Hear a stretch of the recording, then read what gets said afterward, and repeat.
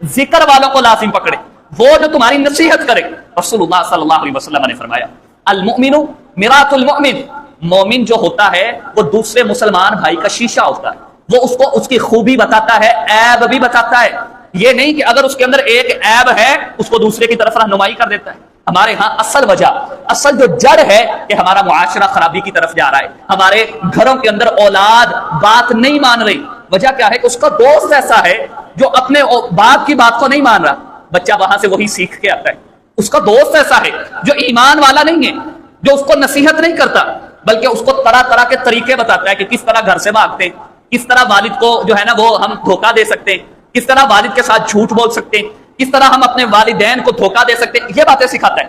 جب آپ کا بچہ، میرا بھائی، آپ کا بیٹا، میرا بیٹا، ہم لوگ خود یہ باتیں اپنے دوستوں سے سیکھیں گے تو پھر یاد رکھیے پیارے بھائیو، اللہ تعالیٰ ایمان والوں کو مخاطب کر کے کہہ رہے ہیں یارانہ دوستی، مجلس، صحبت ایمان والوں کے ساتھ۔ اگر ایمان والوں کے ساتھ نہیں ہے، اسلام والوں کے ساتھ نہیں ہے، تذکیر والوں کے ساتھ نہیں ہے، اگر اللہ کے دین والوں کے ساتھ یارانہ نہیں ہے، اللہ کہہ رہے ایمان خطرے میں ہے، اسلام خطرے میں۔ کیوں؟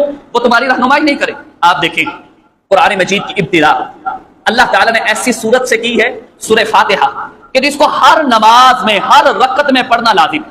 اگرچہ ہمارے درمیان یہ اختلاف ہے کہ کیا پیچھے مقتدی پڑھے گا کہ نہیں، لیکن ہر رکعت میں پڑھے گا یہ ضروری، وہ چاہے امام پڑھے، وہ چاہے مقتدی پڑھے، اس میں اختلاف ہو سکتا ہے۔ لیکن آپ اس سورہ فاتحہ کو دیکھ، الحمدللہ رب العالمین الرحمن الرحیم مالک یوم الدین، 3 آیات، تعریفات ہی تعریفات۔ اے اللہ تیرا بڑا ہی شکر، تو رحمان ہے، تو رحیم ہے، الرحمن الرحیم مالک یوم الدین، اے اللہ تو مالک ہے قیامت کے دن کا، ایاک نعبد و ایاک نستعین، اے اللہ ہم خاص تیری عبادت کرتے ہیں، تجھ ہی سے مدد چاہتے ہیں۔ یہ انسان اپنی عاجزی، انکساری، خشوع و خضوع، ایاک نعبد و ایاک نستعین۔ آگے سوال کیا ہے؟ پوری سورہ فاتحہ کے اندر بندے نے رب کی تعریف بھی کی، اللہ کی حمد و ثنا بھی بیان کی، اپنے آپ کو نیچا بھی دکھایا، اے اللہ تیرے ہی سامنے جھک رہا ہوں۔ آگے سوال کیا ہے؟ اہدنا الصراط المستقیم، اے اللہ سیدھا راستہ دکھا۔ وہ کون سا سیدھا راستہ ہے؟ صراط الذین انعمت علیہم، اے اللہ ان لوگوں کا راستہ جن پر تو نے انعام کیا ہے۔ یہ سوال ہے، ایک سوال بندہ مانگ رہا ہے، ایک چیز بندہ مانگ رہا ہے، اور وہ کیا ہے؟ ان لوگوں کا راستہ جن پر انعام ہے، اور دنیا میں جن کے اوپر اللہ کا انعام ہے، جو ایمان والے ہیں، جو دیندار ہیں، ان سے دور بھاگ رہا ہے۔ کوشش یہ ہے کہ دین والے سے تعلق نہ ہو، کوشش یہ ہے کہ جو ذکر والا ہے، جو اللہ کی نماز روزے کا پابند ہے، اس کے ساتھ بات چیت نہ ہو۔ اس کے پاس جب بھی جائیں گے نمازیں پڑھنی پڑیں گی، یہ جب بھی اس کے پاس جائیں گے یہ ہمیں نصیحت ہی کرے گا، جب بھی اس کے پاس جائیں گے یہ اللہ رسول کی بات کرے گا، جبکہ ایک ہی سوال ہے، بات ایک بندہ رب سے کر رہا ہے، اہدنا الصراط المستقیم صراط الذین انعمت علیہم، راستہ ان لوگوں کا جن پر تو نے انعام کیا ہے۔ اور رب کا انعام کیا ہے؟ اللہ کا انعام کیا ہے؟ کیا دولت، مال، عزت، شہرت یہ انعام ہے؟ یہ تو عارضی چیزیں ہیں، یہ تو دنیا داری ہے۔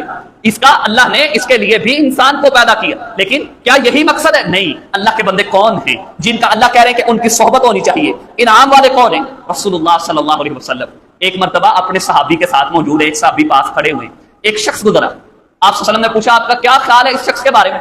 کہنے لگا اللہ کے پیغمبر یہ تو بڑا ہی اچھا بندہ ہے، اس کا تو اگر یہ کسی کو پیغام نکاح بھیجے لوگ اس کے ساتھ پیغام کرنے کو، اس کے ساتھ نکاح کرنے کو تیار ہو جائے، اگر یہ کسی کی سفارش کرے لوگ اس کی سفارش کو قبول کریں، یہ تو